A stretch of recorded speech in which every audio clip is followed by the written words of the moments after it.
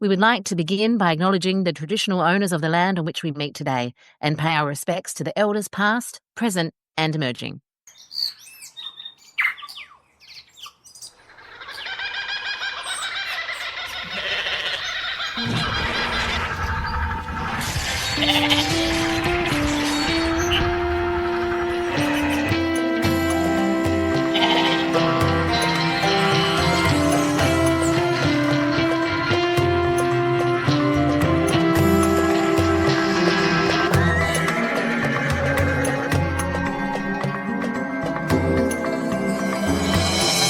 G'day, I'm Shell.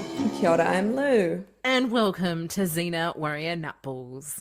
Tēnā koutou, everyone. Today we have such a brilliant guest. She is a freaking national treasure, is all I'll say, for Aotearoa, New Zealand. She's amazing. Jennifer Te Atamira Ward-Lealand. Our Boudica. Mm-hmm. This is big. This is big for you, Lou, because she is like a Kiwi legend. Mate, yeah. She is a huge legend. When I told my dad that I was going to be talking to Jennifer Te Atamira Ward-Lealand, do you know what he said to me? What? He said, don't you fucking swear in front of her. And bro, she dropped the F-bomb pretty quick, so you got nothing to worry about. Yeah, she's a true Kiwi. She's a true Kiwi. We love her. 100%. 100%. So she's got some pretty crazy awards, hey? She's up there. She's rad. Yeah. In 2007, she was officially named an Officer of the New Zealand Order of Merit, for her services to theatre and our community. Wow. But then in 2019, she was upgraded to Companion of the New Zealand Order of Merit. Yeah, and it doesn't even stop there. In 2020, she became the Kiwibank New Zealander of the Year for her commitment to performing arts and her passion for Te Reo Māori, the first language of Aotearoa, New Zealand. She's an amazing human being. I was blown away by all her theatre stuff. I'm a bit of a theatre nerd. So when she was talking about some of the stuff she's done and just listening to her voice, her beautiful voice and how she speaks in such wonderful rhythm and just knowing she's been in 80 productions spanning TV, drama, comedy, feature films, theatre and opera. And she's also a intimacy coordinator. She's amazing. She's got over 60 theatre production credits. So including, Shell, you're going to love these. I know you fizz for a theatre. Including Hedda Gabler, the title character of Hedda. Oh, I didn't know that. Yeah. She's also been Sally Bowles in Cabaret. Oh, with Kevin Smith. Mm-hmm. Janet in the Rocky Horror Picture Show. Oh, what a fun show. And your favourite, who am I going to say? Oh, talk to me. Marlene Dietrich. Oh. Yeah. And we have to mention her most famous role in the Xena-verse. Mm-hmm. And one of our favourite characters, hey, is Boudica. Boudica. Yeah. And I love it that she talks a little bit about how playing a historical character in this in the Fanties. Fuck me dead. Bloody. Oh, I knew I shouldn't have had vitamin C before I came into this. Now I'm too you excited. should never have vitamin C before you record. My God. What are you thinking? Be off your tits. Okay, back to it. She actually really highlighted kind of that you have to suspend reality a little bit, you know? And I love it because she touched on, and I don't know if you know this fan word that I've learned from the OGs, yaxi. Have you heard that, Shell, before? Yes, I have. Yes. Of course I have. I'm an OG, man. Yes. So yaxi, yet another Xena inconsistency, which, look, I think if you're to use it in the most original form of it, it's more to do with the actual storyline within Xena Warrior Princess. Yes. But I feel like it can apply to the fact that they kind of went a bit willy-nilly sometimes. Boudica lived 100 years apart from Julius Caesar. Yeah. But we see them interacting directly in this episode. Yes. With the one and only Carl Urban. It's true, yeah. Boudica wasn't around when Julius Caesar was around. Actually, I think it's pronounced Boudica historically, but in Xena, it's Boudica. It kind of depends who you ask, because I think the Latin official is Boudica. Right, so that's what they would have called her. Wow. I don't know. There you go. Hey, and to our Aries fans out there, our Kevin Smith fans, Jennifer had such a beautiful, beautiful friendship with Kevin, and she goes into some really great stories about him. That was really heartwarming. Like just hearing how much of an awesome dude he was and good friend. Totally. Yeah, there's some really cool content in there. You'll really enjoy it. We've got to mention who she's married to, right?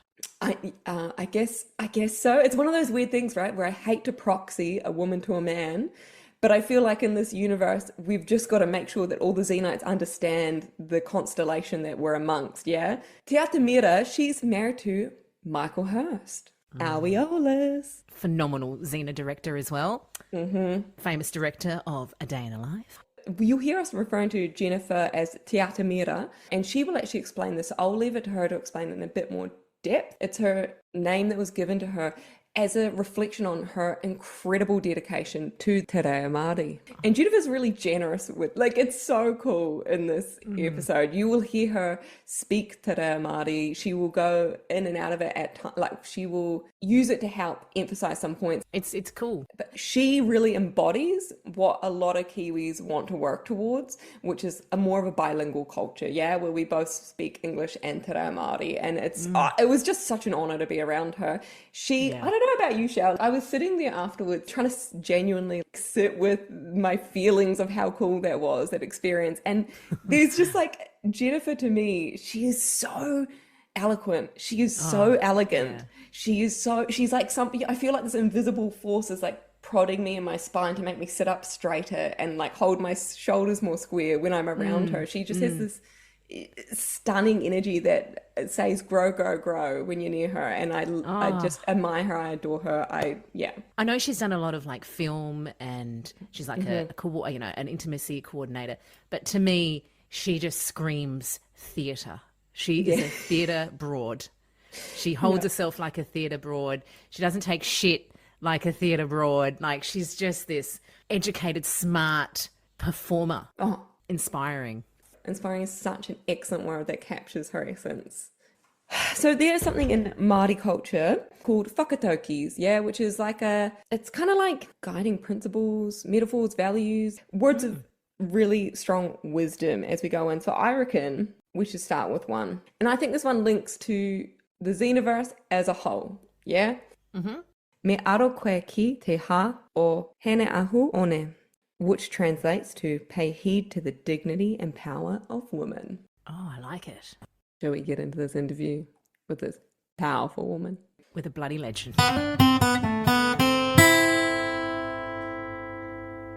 Kia ora e te whānau. Today we are going to have a wee conversation, a kōrero, with Jennifer Te Atamira Ward-Lealand. She's worked in theatre, film, telly for over 40 years. In 2020 was the Kiwibank New Zealander of the Year and is a companion of the New Zealand Order of Merit. But to us Xenites, she will always be Boudica, and she will always be Zehra. Tēnā koe, Jennifer. Nau mai, haere mai, welcome to you. Kia ora kōrua. G'day. Kia ora. Nice to be here. Lovely to be here. Yeah, thank you. All right, so I guess we take it back to the very beginning. How did you first get cast as Boudica in Xena Warrior Princess? Well, it's funny because the world, of course, was not unfamiliar to me, because by that stage, Michael had been in Hercules, and for a couple of years, I think. And so Xena was the kind of the spin-off of that. So I'd been around that world and around those actors and around those producers. And I may have auditioned for any other roles. I'm not sure. But anyway, this one came up and my agent obviously put me forward. And I did the audition and I got the cast. I got cast just like every other New Zealand actor. We auditioned. Yeah, wow. And obviously that was a real fertile time for the domestic industry here in New Zealand, film screen industry. You know, a lot of people who are still working in really high-powered positions, actually, some of them who I've just been working with on Spartacus, they cool. Kind of started on those shows. So yeah, I knew the people in it. I knew, the bulk of the New Zealanders in it, a lot of the crew and cast, and it was just one of those roles that I got in my life. And I went, this is a kick-ass one. Yeah. Fabulous. Yeah. Very cool. So cool. That's so cool. Was it very special for you as like a Kiwi getting, because you came in on season 3, and so at that point it was like Xena was a big deal. Xena was a big deal. Was it a big deal for you as a Kiwi to get on the show that was like filmed right in your backyard? Do you know, the great thing about those shows is because in New Zealand we don't kind of have a fan culture. Well, we didn't have a fan culture in the same way as exists overseas. Very true. You just kind of did your work here. There was no concept of how huge this thing was around the world.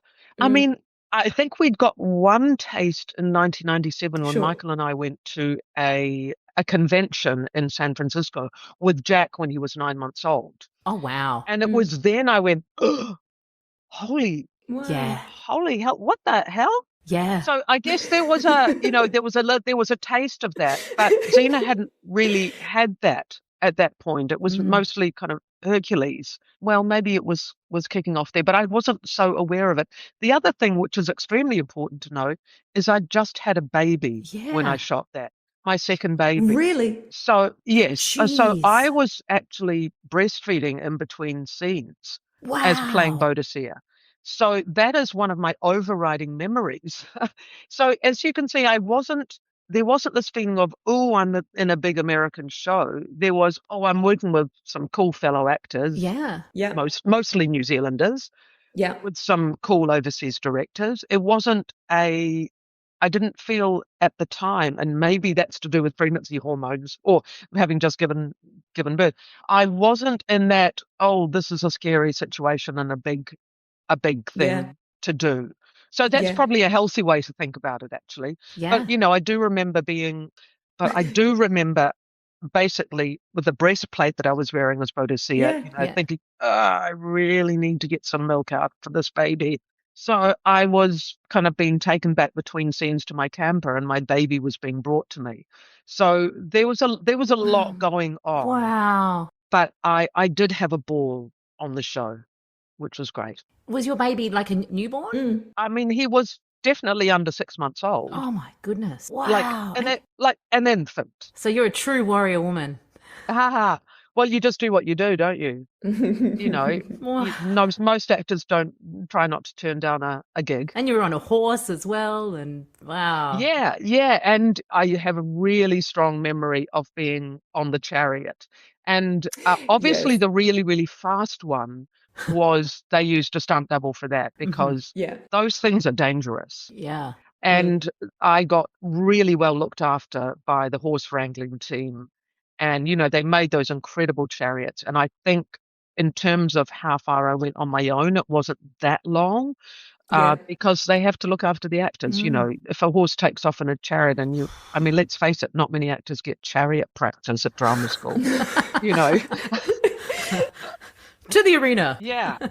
But it already just being there and holding there and having these mighty horses was a great feeling. Like, wow. The kind of epic nature of the shooting was really exciting to be part of. And, even just that costume and all of that kind of stuff. Running, there was one where we all come over the hill and run down into the thing. Yeah. And that was exhilarating. Yeah. I'm sort of going a little bit goosebumpy. Oh, yeah. Or as they say in Te Reo Māori, kua tū te hinawa nawa. That means my skin is kind of zinging. To do that kind of stuff. I do remember slightly hurting my ankle and then going, fuck it. Yes. And so that kind of, those are my overriding memories. The chariot stuff. Yeah, the running over the hill, the kind of big Boudica and her army kind of thing stuff was fantastic.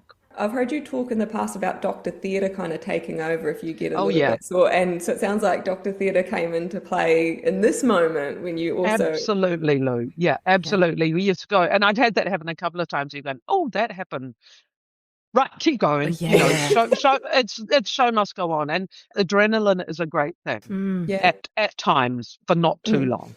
Yeah, I keep telling young actors, you don't want to be living in adrenaline because that's going to give you some health issues. But for those moments, absolutely perfect. So you come in the Deliverer season 3 episode 4, this incredible epic episode where, like you say, you're on a chariot a lot of the time. You're playing Boudica, she's a warrior. She's like toe to toe with Xena. She's almost like comic book style superhero. She like flies off her chariots at some point. So good. Yeah. What was it like portraying this real historical feminist warrior in a fantasy show? What was that like? Yes, well, it was fantastic. And you also have to take, the fact that these characters even met, take all of these things with a grain of salt. Xena's met people from spanning hundreds of years. So let's be real about this. There were some things that perhaps weren't historically accurate. However, I did feel like I got a really good grounding in that character, because Michael Hurst knows so much about those people. I mean, what he doesn't know about Greek and Roman and Celtic history, isn't worth knowing. He's really like a walking encyclopedia. So he'd go, read this book, look at this thing, and then sometimes he'd look at the script and go, well, that didn't happen, or whatever. It doesn't matter. It doesn't matter. And obviously, I would have done some in between parenting. I would have a toddler and a baby done some SWOT on that, some research on that. So I felt like I had something to bring to the game, because of course you want to do that. If you're playing someone who lived or is living, there's more of a responsibility, I think, to have done some homework, so you're standing on some kind of authentic kind of intellectual platform. Yes. For sure. Yeah. For sure. Yeah. They couldn't have asked for a better cast from Jennifer Ward-Lealand, I think, in that regard. Well, thank you. I haven't seen the program for a billion years, so I'll take your I'll take your lead on that one. It's great. Well done. Oh, you're right up with the play. You're right up with the play. Yeah. And I really like those little tattoos they gave me. That was really mate, cool. she was just awesome, and she's a huge fan favorite. Like, that's so nice. That's so nice. Well, obviously, it's been something that's kept us going back to the Xenacons all these years. Yeah. Cool. Not to mention the fact that Xena fans are incredibly loyal and supportive. Honestly, we have made some terrific friends from the Xena fandom. Yeah, that's really cool. The best. Yeah. I have to ask you though, we've got to, right, like a big part of the Xena fandom, this is my job. The subtext between Xena and Gabrielle is a big deal for some of us fans. Yeah, and of course. I imagine you understand that whenever a striking kind of alpha female, not dissimilar to Boudica, walks on the screen, we all kind of sit up a little bit. Some of us, and I don't want to say all of us, but some of us kind of view Boudica's character as being a bit of one of Xena's ex-girlfriends. And we do that. Here's my evidence, Jennifer. Boudica can read Xena like a book. She knows immediately that Xena's very motivated by Gabrielle's safety. There's a deep mutual kind of respect, but also some really intense historical betrayal. I'm wondering, as the person who portrayed Boudica, what's your thoughts on that? Okay, well, I can tell you that it was not something that we discussed as an undercurrent. Yeah. However, I think, and we will have all felt this at Women, when you meet someone who is in your match, there is a deep attraction. Yes. Yeah. Whether that attraction moves into any sexuality is, it could or it couldn't. I think they see each other in each other, and that is really, really attractive. What a great answer. There's a strength that you recognize in someone when you go, I know you, I get you, you're my people. Or, I mean, I've seen it myself as a young woman going, I want to know you. Yeah. And that is it's such a beautiful thing. So even if it didn't blossom into anything overtly sexual, never underestimate the depth that an attraction has. So I think seeing the qualities of somebody that you see in yourself or that match yours is a beautiful thing. Absolutely. So that's kind of really all I can say on that, because, as I said, it was not an undercurrent that was ever discussed. Nah, not explicit. Can I just say, like, outside of the subtext, just seeing, like, as a Kiwi growing up, seeing Jennifer Ward-Lealand, Te Atamira, alongside Lucy Lawless, both holding swords and like, that was just something that blew my tiny little Kiwi brain. Yeah. I remember just being like, is this real life? Like, these two superheroes that are both New Zealand women. Like, it's just so cool, man. That's awesome. Yeah. I'm so glad. I'm so glad that that really resonated with you. It's cool. I think that show did a lot of that kind of stuff for a lot of people. Yes. Yeah. Yes. Jennifer, your second appearance as Zehra, the Queen of Cons in The Play's a Thing, season 4, episode 17. We adore this high camp character. It's hilarious. I love you in comedy. Wonderful comedian. What are your memories of this episode? Another one where I had a ball because Mark Hadlow and I had worked together, and we'd worked together in the theatre, and this just felt so theatrical. Yeah. I was like, oh yeah, I'm in my home. And so we were just ridiculously naughty together. Oh, wonderful. And we were given full rein to do that. Great. So it was, the fact that it was kind of set in a theatre with theatrical people. Oh, yeah. It was like, oh, we know these people. Yes. And we know these. There's not too many charlatans in the theatre, a few. It just felt, and because I had a sidekick, it made it even funny, and Mark's a lot shorter than me. Great. So there was already some kind of physical comedy there. We sparked off each other so much. And we were kind of naughty on screen and off screen. Excellent. So and I've really known him since, golly, the 80s. So, and we are both creatures of the theatre. That's where we come from. Yeah. So that one was, in many ways, I'm not going to say easier, but I just felt incredibly at home with that character.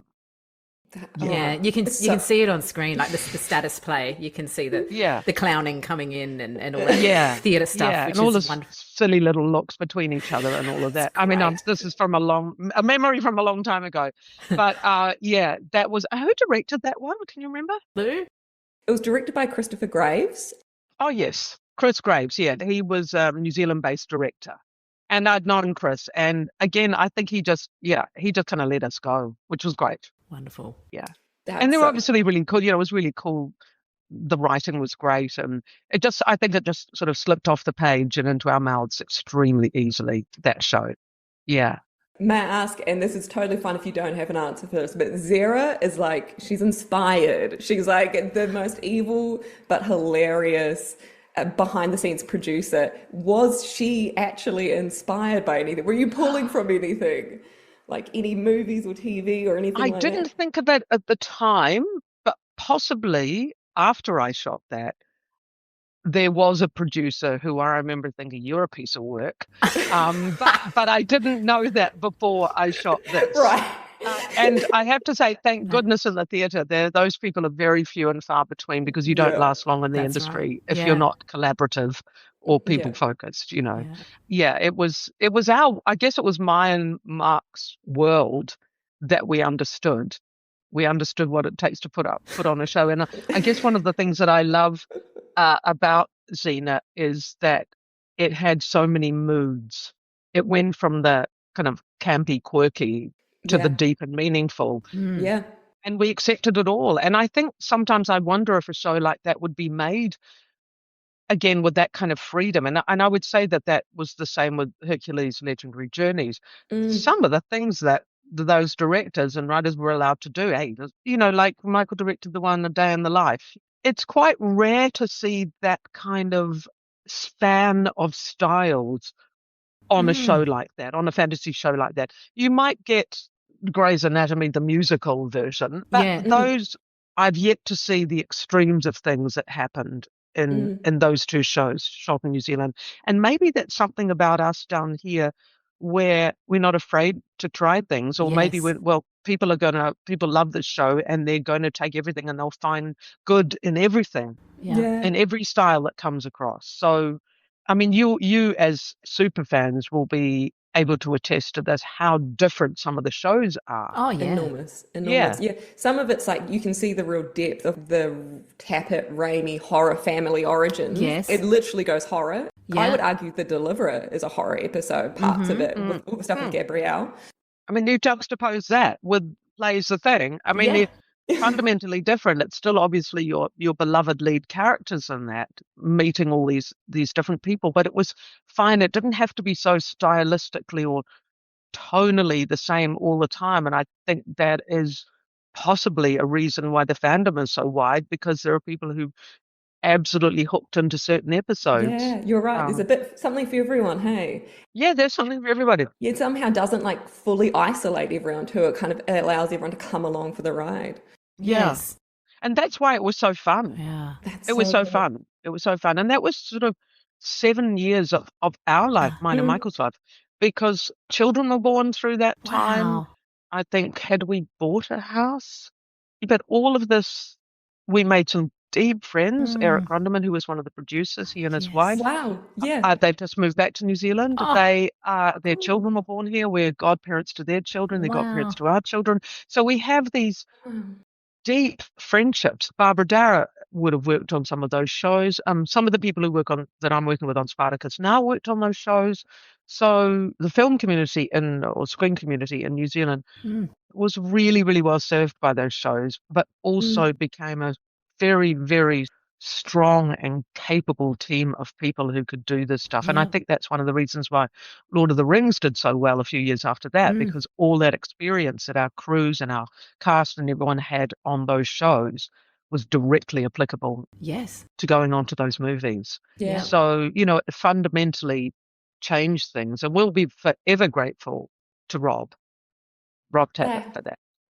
And I worked with Chloe Smith. I worked with her just for the 7 months last year on Spartacus. So, we have these absolutely deep friendships that go back. And we see these people. I think maybe it's a little different in the States because people are so spread out. But here in New Zealand, you see these people. You work with these people who you worked with 30 years ago. It's so cool. Yeah, it is a whānau. It's a wider, it's a whānau that sort of does threads and goes back and goes out, and then you meet this person over there and this person over there. Yeah, I can walk onto a set now and go, oh yeah, don't I know 12 people straight away. Wow. That's amazing. Yeah. I love that so much. A sentiment that we do occasionally get that we really try to amplify here is how much, and I don't want to overstate it, but like how much the Aotearoa TV and cinema, when you kind of look back at the roads and the origin stories, where it kind of like maybe where some of it started building up at higher momentum, you kind of look to Hercules and Xena. It's a training ground for a bunch of people that went out foundation. to like build Absolutely. up. Yeah. Absolutely, Lou. You hit it on the head. It was a training ground. Yeah, because you're working you've got some budget, so you've got some people who can really bring their creative skills to the game. And you also have to go, would that show have been the same if it was made anywhere else? No. And I don't think so. No. What do you think it was that was special about Kiwis and Aussies within it that would gave it that different edge? I think there's a sort of a fearlessness because nobody's told us no. I can kind of relate that to performers that I meet who have been very pigeonholed into certain ways. If you're a musical theatre performer in Australia, it's quite rare you get a drama. I know this because I worked with a young actor on My Life is Murder, and he said, it's so great to do drama. I mean, what do you mean? He went, well, because I'm in musical theatre, I don't get cast. I don't get even asked to audition for these things. I Let's get typecasted. But here, we have to do everything. Yeah. So you're across, actors here can be across musical theatre, drama, screen, voiceovers, everything. You're across everything because there's nobody telling you can't do all of that. Wow. And so perhaps it was that having not been kind of put into boxes that we could bring everything that we are to the project. That's just a thought I had. You're all-rounders. All-rounders. I love that view. We do often talk about just the hard yakka of it all and how everyone just kind of has to muck in, and it sounds like that maybe translates a little bit there for the actors themselves. You kind of just have to be prepared to stand up in any type of role that is going on at the time. Yes, absolutely. And let's face it, 85 to 90% of actors are unemployed at any one time, and that's a worldwide statistic. Yep. And so gigs come along, you're going to take whatever comes along, whatever genre. Yes. Yeah. But the thing about you Kiwis, you're bloody good at everything though. Like it's one thing to go, we also had to do it, but you're all so good at it. Like you're good at comedy, you're good at singing, you're good at cabaret. Maybe we get more practice. I don't know. Maybe because there's no one pigeonholing us, we get practice at this stuff. Maybe. May I ask you, Jennifer, do you have any favourite memories of working with either of the two leads, Lucy Lawless or Renee O'Connor from the show? Well, I always remember in The Deliverer when Xena and Boudica meet each other on the beach. Am I right there? It's like the first kind of meeting. Yeah. or re-meeting, Yeah. because they know each other, of Yeah. course. So that I really liked. I just remember how delightful Renee was Oh. in that episode. Yeah, just delightful, and a perfect kind of foil for Mark and I. But remember, we also knew these actors kind of socially too, because Yeah. whenever a new actor would come to town, often we'd be going to those dinners or all seeing each other, because it's New Zealand, Yeah. It's New Zealand, and I know Renee just really enjoyed putting down roots here, Yeah. and of course we've had her son Miles at our drama school, the actors program. They weren't unknown to me as actors before, and when I saw them when I was just up in LA, whatever is it, last year? Yeah. Whenever I was last here, Yeah. and seeing both of them again, you just go, oh, hi again. And it's all just, as you say, part of the wider whānau. I would just love to know if you have any, because I know you had actually like a longer career with Kevin Smith than actually most people did. You'd worked on movies before, you'd worked in theatre and things, and I was just wondering if you had any memories that you particularly wanted to share. Oh, look, we still miss Kevin. Yeah. And I think for at least 6 months after he died, sometimes we'd both wake up in the morning and go, just please let that be a dream, that he's not here with us anymore. And yeah, Kevin and I were really close friends. And I remember the moment when we heard what had happened. I was in rehearsals for a Pinter play. And then I also remember that he potentially was breathing on his own, and then he wasn't. And yeah, it was really tough. I mean, Kevin was extremely talented. Some people might know that he was a very clever artist as well. And he did this wonderful, I've still got a drawing of me in Desperate Remedies, because we spent all of that time together. The film you did together, Yes, we did that together. And we also did Cabaret, the show, together. So we just spent months and months and months and months working together. And he was incredibly witty, had a singing voice to die for. And we keep saying still, damn, Kevin would be good in that role. Yeah. If something comes up, Kevin would be great in that role. So it was a really significant loss for us. And for me, the first person ever who had died, who was my peer. And I really wanted it to be a dream. And he still comes to me in my dreams sometimes. And sometimes I'm in the dream, Kevin, but you're dead. What? How are you here? But and he gives me that little wink, and but I think that's a real treasure to have him still coming up in my dreams and being present there. Yes. So yeah, miss him. I tell you what, one of the things that was really hard was Desperate Remedies was remastered. Yes. And we had a big screening, and they had quite a cult following, Desperate Remedies. And Kevin obviously wasn't there, but Kevin's boys were. And they just looked like Kevin. And I just remember driving back, just crying and crying and crying, because it was like sort of seeing three little mini Kevins there. And yeah, so he's still deeply, deeply missed. Yeah. Thank you for sharing that. Yeah, thank you. He's obviously such a big deal in the fandom as well. Yes. I mean, wasn't he great? Yeah, and just so aware of your connection with him, like that maybe some of the Xenites actually don't know, because you didn't share screen time, but you actually worked together very deeply in New Zealand. Yes. He was Cliff to my Sally in Cabaret, the show Cabaret, which Michael Hurst directed, and we had it at the Watershed Theatre, and we had everyone at tables with telephones on their tables and things like that. It was totally cool. It went so gangbusters that we brought it back for another season. Oh, excellent. So we had that wonderful time. Actually, Kevin, although he was an incredibly powerful, strong person and worked out a lot of stuff, he was such an excellent co-star. And at one point in Cabaret, he had to slap me on the face. And probably every night he'd done it enough where I could react, but it never hurt me. And then one night He gave me a corker, and I never heard that expression, seeing stars, but I basically was seeing stars. But I could see on his face, he knew, but we were on stage, Oh, so, no. Doctor Theatre, show Yes. must go on and everything. And I remember him, just seeing him go, fuck, in his face. He didn't say anything, but I knew him so well. Yeah. And as soon as we got off stage, he's like, Jan, are you all right? Shit, are you okay? I'm like, oh, yeah. Wow. That was a corker. He never did that again. But what I mean is, he had an immense amount of control, which was for his strength was wonderful. He never kind of lost it to the point where his physicality took over. Yeah, he used it very judiciously. And so we cool. sang together, and of course we did in cabaret. And I think I sang at his memorial service. Oh, There's a song, Why Should I Wake Up? Why Waste a Drop of the Wine? That was from cabaret. So that was, just really beautiful. It was a terribly sad time. Waste of a bloody good performer and human. Yeah. Oh, and the other thing was we went to Spain together too. Oh. Because Desperate Remedies was up for some awards. It was at the Fantasy Film Festival in Sitges. So Kevin and I went there. I'd been working in Melbourne on Full Frontal, and he was in New Zealand. When we met in Spain, had a ball. I can imagine. In Spain, went to Barcelona together and all of that. So, we kind of hung out a lot. Jennifer, I've been desperate to ask you this question. I'm so glad you got me. Go.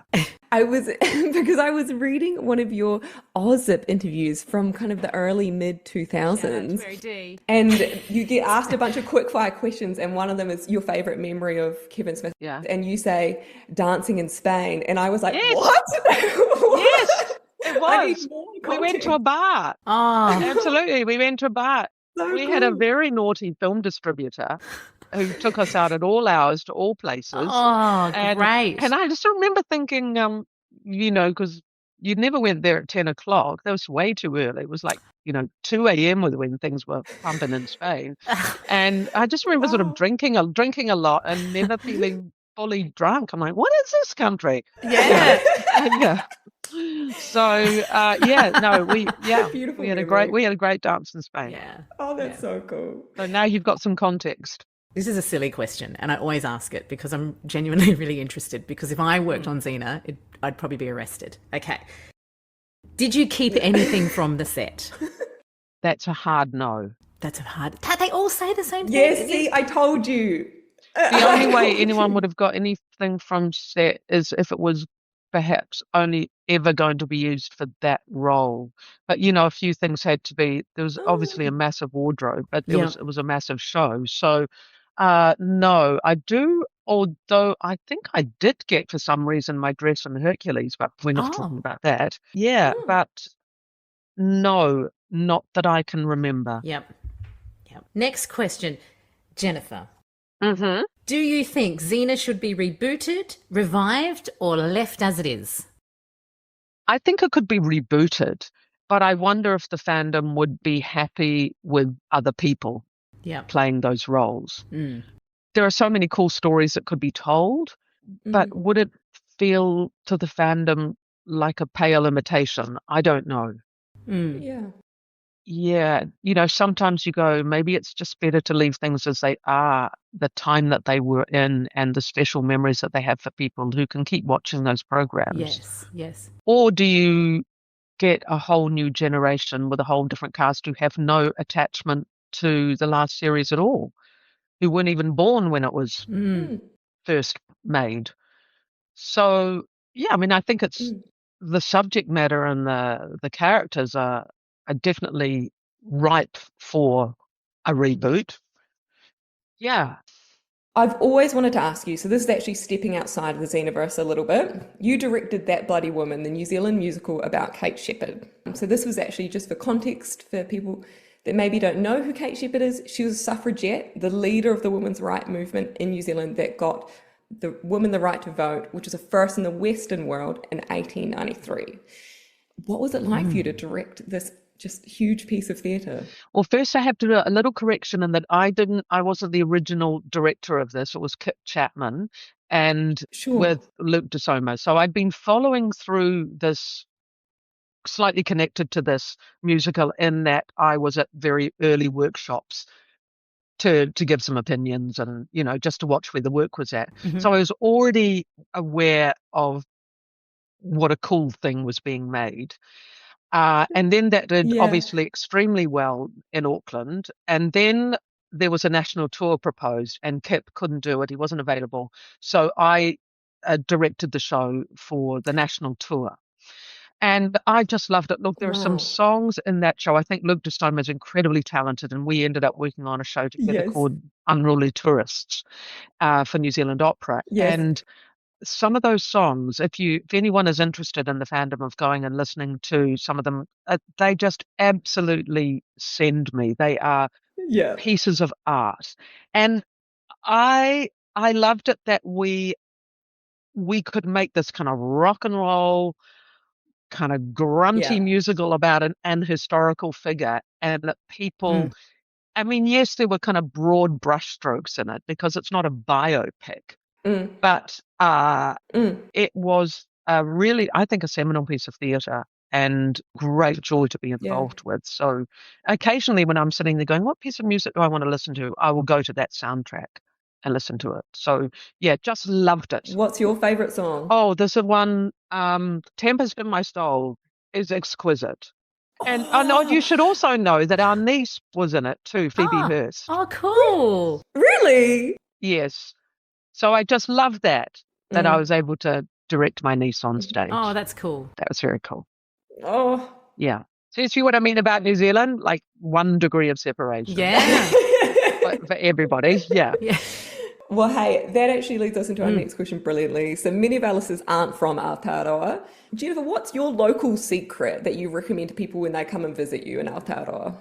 Well, I think if you arrived in Tāmaki Makaurau, which is Auckland, I would probably want to take people up to Mauna Keke, which is One Tree Hill, because there you get you kind of get the lay of the land, because Auckland is very, very spread out. But it's where you can see the two harbours meet, Waitemata and the Manukau harbour meet. And you see this sort of the isthmus where Māori of hundreds of years ago could actually carry canoe across from one harbour to the other. Wow. And a Tāmaki Makaurau means Tāmaki, which is the place, Makaurau, Tāmaki of many lovers. Makau is like your lover, your desired one, rau meaning many. So it was an incredibly popular place for iwi Māori who wanted to. That's why there were lots of fights over it, because it's got a great climate. There are two harbours. You can cross from one to the other. It's fertile. There are tons of ridges in Aotearoa, so it's a great place to have a pa site, a fortified settlement on hills, because you can see for miles. So if I was bringing someone straight in and I wanted to keep them awake because they've had that horrendously long flight, then I would probably take them up there first, or Maunga Fau or Mount Eden. So any of the mountains, and they're just so beautiful. And you can see, and Mauna Keke was a pa site, so that was a fortified Māori settlement up there. Tāmaki Makaurau has got scores and scores of dormant volcanoes on it, so it's full of ridges. And then if you are going traveling through the country, I'd go to Rotorua, which is obviously a very Māori area, and all the geysers there, and do a tour of Whakarewarewa, which is where you see the geysers and the boiling mud pools and all of that kind of stuff. And they do have a wharenui, a meeting house there. And if you time it right, you can get a little show there. And that will just give you, if you didn't have any time to sort of dig deep into Māori culture, then you would have some interaction there. Māori are really known for manaakitanga, which is hospitality, but it's more than hospitality. It's like service and care. So if you did a guided tour around there, the guides are fabulous. They want you to have a good experience and understand a bit about Māori culture. So that's what I would do. Out of the 20,000 things I could also recommend. I guess if people do take you up and they're travelling around Aotearoa, what would be your recommendation as kind of the soldier of Te Reo Māori? Yeah, what sort of words, what sort of kupu would you recommend that have? Yeah, I mean, I want to say kia ora, because I want to give you some context for how widely used that word is. Kia ora, if you kind of broke it down to kia ora, but what we do is kia ora. was we run it together. If you finish Yeah. Te Reo Māori with a vowel and the next word starts with a vowel, you run them together. Kia ora is hello. It's also thank you. It can be also like preach. Like if you hear someone saying something really cool in a speech, you'll hear people going, kia ora, Yeah. kia ora. It's like, yeah, I agree. So it's a very supportive word. So never be afraid of going kia ora. If somebody gives you something, you can say kia ora. It's thank you. It's hello. It has a number of uses. I would also remind people that the vowel sounds are a lot like Italian vowel sounds. And if you go slow and you look at a word and you go, how do I even say that? If you just remember those a, e, o, u. So the word kōrero, to speak. I want to have a kōrero. Anything with a macron over it just means it kind of lengthens the word. So just having those two little clues are really useful. Yeah, don't get started. We'll be here for another hour. Oh, it's gorgeous. I think it's such a wonderful language. It's so beautiful. It's beautiful. It's poetry. Jennifer, I wonder if you could take a minute just to explain what Te Atamira means.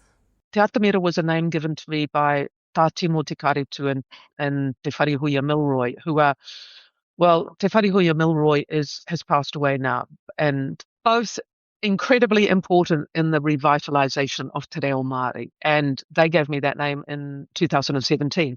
When you're given a name in Te Ao Māori, there's a responsibility that comes with that name.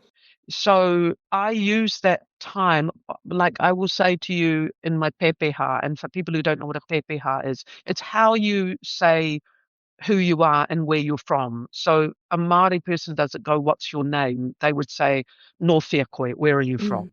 Because it puts you in your iwi, your tribe. You understand where in the country you are. And then people look for connections. And so I at the end of my pepeha, I would say, ko te atamira te ingoa. Te atamira is my name. Ko te atamira te wāhi mahi. And this is the stage, is where I do my work. And ko te atamira te pai e whakatairangatia e au te reo Māori. And the stage is the platform that I use to champion Te Reo Māori.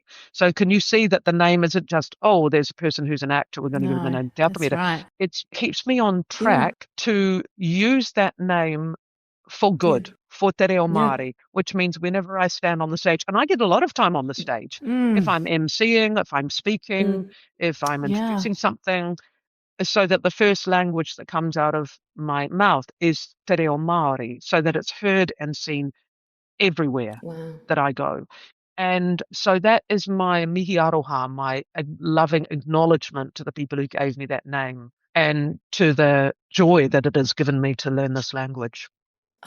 So Te Atamira, it's kind of, well, it is the stage, but it also signifies a little bit of a guiding light in your responsibility for the language. Quite. Exactly. What a huge honor, Jennifer. What an absolutely huge honor. And what, so cool. So cool. Kia ora. It's a big one. Kia ora. Yes, so Jennifer, what are you working on at the moment that our listeners can... What aren't I working on? If I start with theatre, the theatrical thing I'm working on is, because I'm in prep for that, is to be playing our wonderful ex-Prime Minister Helen Clark in a play by Fiona Samuel called Helen Clark in Six Outfits. So I'm playing Helen Clark the elder, and I'm working opposite a younger actor playing Helen Clark the younger. And I also play 6 other characters in that. And, Helen Clark, for anybody who doesn't know the history of New Zealand politics, was a seminal prime minister who brought in things like the Civil Unions Act, who under her leadership, who brought in paid parental leave, who brought in KiwiSaver, who brought in Kiwibank, climate legislation. And all of those things, which are still here in Aotearoa and which other governments have not had the appetite to change. So a seminal figure. So really looking forward to that. Prior to that, still on the theatrical thing, Michael and I will be touring again with the show that we toured last year called In Other Words, which was fabulous. About a couple, one who develops dementia. And we played to about I don't know, 10,500 people last year, and we're going to Ngamotu, to Taranaki, New Plymouth, and we're going to Whakatu, which is Nelson in the South Island, and probably one more little stop off there with that show again, which we're thrilled about because we're not finished with that. So that's the first two-hander that Michael and I had ever done. We've done about 30 plays together, but never just the two of us. So we're thrilled to be doing that. And then at the moment, I'm intimacy coordinating on Evil Dead Wrath, which Rob Tappert is producing. Great. And that's in pre-production. And so I'm just sort of meeting actors at the moment. And then I'm also on a television show, comedy show called Sanctuary, a New Zealand show. And then another delightful New Zealand film, which I hope go around the world too, Sharing the Love. Sharing as in shearing the sheep. Sheep sharing, sharing the love. And that is so delightful, written by Dan Musgrove. And I'm on a play for Te Po Theatre called Wet, which is a pretty sexy drama. Ooh. And I'm on that. And then I'm also about to, and with Michael, be in a television series as actors called Settling. So we just got confirmed on those roles yesterday, day before yesterday. Yeah. So I'm juggling. And yesterday and the day before, I worked in my teaching capacity at the New Zealand Voice Program, which is a 5-day summer school for singers, opera singers and other singers. So I did masterclasses with 18 students, and that sounds glorious. Amazing. Glorious. My mother was in the opera world as a petiteur and accompanist, and so that is that opera world is very close to my heart. So I'd love to be able to support that program. And if Spartacus comes back again, season 2, that'll be a big chunk of work. At the moment, I'm definitely sorted to kind of June, July. Wow. And honestly, if you're any actor who can know what they're doing 6 months ahead, you're lucky. Well, even just your 6 months is probably an actor's whole career. Yeah. Like we've never known what's coming up. And some people can't live with that kind of insecurity, but that's just normal for us. Really, for, I guess, 38 of my 44 years as an actor, That's amazing. I don't know, I've never known what's going to be coming up next, but I do have a little mantra, which is I always work with great people on great creative projects. So that seems to be filling out, being fulfilled. So where can people find you if they wanted to follow you? I'm on Instagram. I'm not one of those people who posts every day, but I'm on Instagram as Jen_WL_Te Atamira. Cool. Well, to wrap out this session, I was wondering, Jennifer, if you would be open to closing us out by singing a wee waiata for us, maybe Tu Te Mai Ngā Iwi, if you're open to it? Absolutely. And so I'll tell you what Tu Te Mai Ngā Iwi means. It's stand up. Well, iwi is tribe, but it's like stand up, everybody. Ngā Iwi, the tribes wherever you're from, all over so the words Tu Te Mai Ngā Iwi, tātou e, which means all of us. Whaia te māramatanga. Whaia, pursue understanding, māramatanga. Me te aroha and love. Me te and aroha, they love. E ngā iwi, people.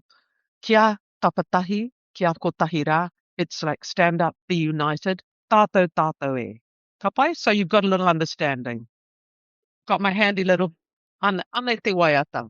Hei whakakapi. Hey, to end. Hei whakakapi I tēnei kōrero. To end this kōrero. Tu te mai ngā iwi. Oh, wait. Tātou e.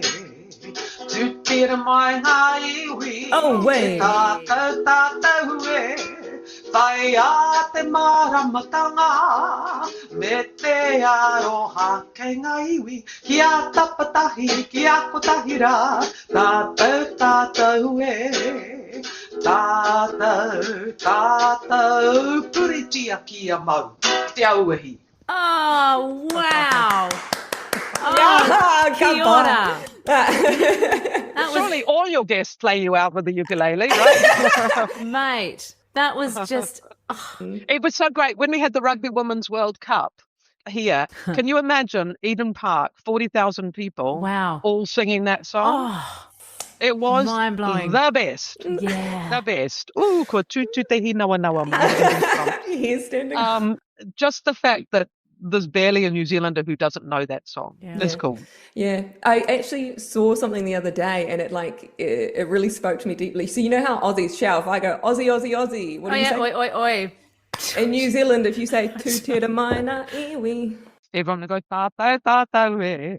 Yeah, it's a good one. You can generally, if you're in a fully Pākehā situation and you want to do a waiata tautoko, which is a waiata song, tautoko supporting. If you want to do a supporting song, you can pretty well guess that there'll be a bunch of people in that room who'll be able to do it. Beautiful. Yeah, just good. I have learnt so much today as cool. non-Kiwi. I'm sitting here just going, wow. First thing is I'm going to be visiting New Zealand soon. I have to just experience the incredible culture. It's just... Have you never been I've then, never Cheryl? been. No. What? I You're just know. over the ditch. I know, mate. I know. It's right here. Literally, I'll be going for sure. Yeah, just look out for some cheap flights and, 3.5 hours probably from you. And, Yeah. Totally. Oh, man. This has been excellent. Thank you so much. Yeah.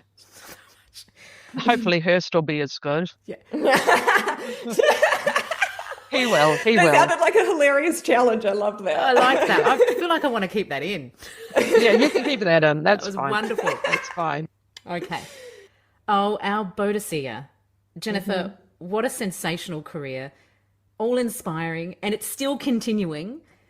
You're a warrior woman. You're a theatre maker. You're a beautiful clown, comedian. You're a selfless, giving artist. You are a true artist. Thank you for being a trailblazer, especially for women, for being part of our Xena-verse. Us Xenites absolutely adore you. We love you. Thank you for your time today. Kia ora. Kia ora. Thank you both. It's been such a pleasure. And because this is going out, there'll be a number of Xenite fans listening to this. It's been such a pleasure to meet this community. And we hold you very deeply in our hearts. Araha nui, Jennifer. Tēnā Te koe. Atamira. Kia ora, tēnā kōrua. Tēnā, I said tēnā koe because I was just answering you, Lou. Tēnā kōrua, and I'm saying to both of you, thank you. Ngā mihi. Kia ora rā. Oh, wasn't that special? Yeah, it was absolutely. It was so special. It was so... I don't think I ever expected in my life to listen to beautiful Te Atamira Ward-Lealand sing Tu Te Ramaina Iwi and get to do the Oways alongside her. Pretty special. Uh-huh. Oh, I really loved how she was talking about Dr. Theatre, about just keep going. And that story of Boudica running down the hill and then her ankle went and she went, fuck it. Just keep going. Yeah. The adrenaline just courses through you. Typical Aussie Kiwi. Just bugger it. You'll be right. Keep going. Worry about it later. Yeah. And I guess just that, you've just got to get the shot. Get the shot. Yep. Show must go on, man. Break a leg and all that. She friggin' twisted an ankle. Yes. How amazing that she was breastfeeding during that. Yeah.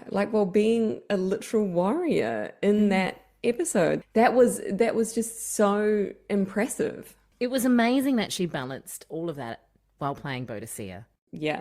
It adds a lot to that, seeing that from the outside, knowing that, understanding that. It just, it ultimately just elevates her more and more. If she could get even higher in my respect for her. Mm-hmm. So an element that I really enjoyed that I want to talk about around Boudica was when we talked about how some of us in the fandom, and look, it might just be me, I might have been making that up and making it sound like it was lots of us, but I don't know. No, I felt it. Good. Boudica was hot, man. What a hot character. Yeah. I mean, the accent, the armour. It's Jennifer Ward-Lealand. Yes. I know. I loved her answer to that question about whether, there's no direction specifically around that, she could understand how we as fans could maybe see that within those two characters because of the whole, that equal resonance of power, that, they're recognizing strength in one another and kind of admiring that. I loved that explanation. I thought it was really, really apt, really good. Yes. I often see that in Angelina Jolie and myself. I'm like, what the... No, truthfully though, that was I was really taken back with that. And it's true, it's that attraction of seeing what you find strong in others. I wonder if that's why we all are into Xena. I think it's just that leather miniskirt that she's in. How passionate is she as a person though, with everything she speaks about? Whether it's theatre, language, New Zealand. Everything is just like this passionate person. I love that. It's so infectious. She lives 110%. It's just very special to be around. She's a human that's just so feverishly alive. Like, she's genuinely just, she's doing it. She's living. Yes. Obviously, she listed an enormous amount of things that she's working on, but one that I just wanted to specifically plug is Helen Clark and Six Outfits. Yeah. It's going to be at the ASB Waterfront Theatre from the 7th to the 26th of April this year, 2026. You have to go see it. Oh, 100% I'll be there. Should we give a hint of who's coming up next? We don't normally do this, Shell. I mean, sharp-head listeners may have heard her. Te Atamira referring to the next potential guest. But should we give away a clue? We had a big day, didn't we, Lou? We had like back-to-back interviews. We did. That's a hint. They were in the same house. That's a hint. Oh, that's a hint. They both do theatre. They both are very beautiful. Uh-huh. They really are, though, hey? They're Yeah. just so captivating, charismatic. You've gone off on a tangent now. Come back. They're both sexy. Stop! All right, guys, you can find us at xenawarriornutballs.com or on Spotify, Podbean. Hey, guys, rate us like 5 stars. Share the love. Honestly, 5 stars helps other Xenites to find us and come in and enjoy us. Rate us whatever you think we deserve, but 5 stars really helps us, so please do. That's it, man. We're on Instagram. We're on Facebook. So there you go. Battle on, Xenites. Ka kite anō, we'll see you again soon. We totally forgot to quickly just run past, because she's in the plays a thing, yeah? Zehra. Yeah. When Minya discovers that she's a thespian. Yes! My God. Why didn't we use the word thespian through this interview? We're bad lesbians. I know. And Jennifer Ward-Lealand is an excellent thespian. She's an excellent thespian. Oh my God, I'm a lesbian thespian.